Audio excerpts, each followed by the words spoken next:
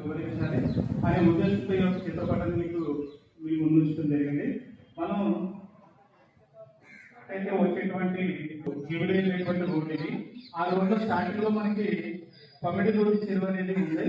అంటే ఎఫ్టీపాలకి మనకి ఉన్నటువంటి సరిహద్దు చెరువు. ఆ చెరువుకి ఏదైతే ఉందో ఆ చెరువుని ఉపాధి హామీ ద్వారా పనులు చేసుకోవడం ద్వారా మనకి లబ్ధి ఉంది.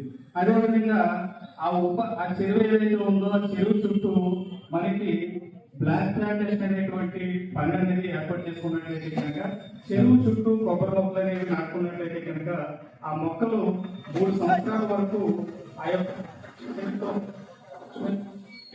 ఆ కుటుంబానికి లబ్ధి అనేది చేకూర్చవచ్చు. అదేవిధంగా 3 సంవత్సరాల తర్వాత ఆ యొక్క చెరువు గట్టు మీద ఉన్నటువంటి చెట్ల ద్వారా మనకి ఫలాశయాన్ని పొందుకుంటే తద్వారా మన యొక్క పంచాయతీ నిధులు అనేది పెంపొందించుకోవడానికి ఆస్కారం ఉంటుంది. అంటే ఉపాధి హామీలో చెరువు పని చేయడం ద్వారా మనం మన లబ్ధితో పాటు